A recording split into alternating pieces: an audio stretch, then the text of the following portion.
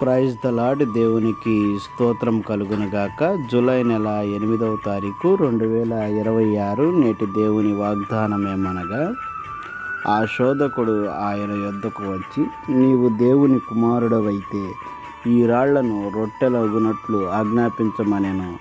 అందుకాయన, మనుష్యుడు రొట్టె వలన మాత్రమే కాదు గాని దేవుని నోట నుండి వచ్చు ప్రతి మాట వలనను జీవించును అని రాయబడి ఉన్నదనెను.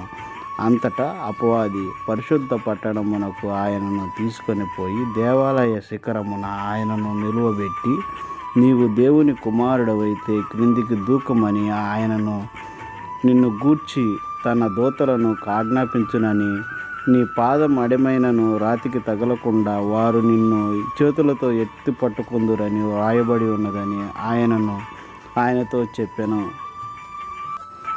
అందుకు యేసు, ప్రభు అయిన నీ దేవుని నీవు శోధింపవలదని మరి ఒక చోట రాయబడి ఉన్నదని వానితో చెప్పెను.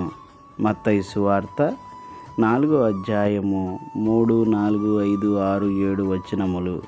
దేవుని యొక్క మహోన్నతమైన ఈ వాక్యము ప్రతి వాని ఎడల నెరవేరాలని కోరుకుంటూ, సియోను ప్రతిధ్వని మినిస్ట్రీస్లో మీ సహోదరుడు.